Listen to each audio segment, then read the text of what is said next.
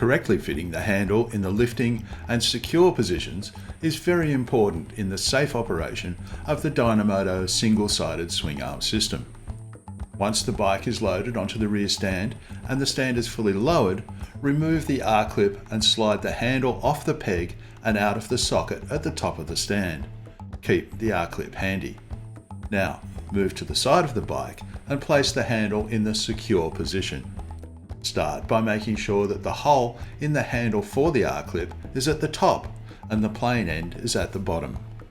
Slide the handle over the peg on the side of the frame, and most importantly, ensure that the handle slides into the notch at the base of the stand's frame.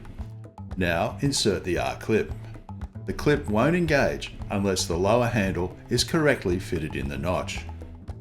To reverse the process for unloading the motorcycle, firstly relocate the handle from the secure position by removing the R-clip and then move it to the lifting position.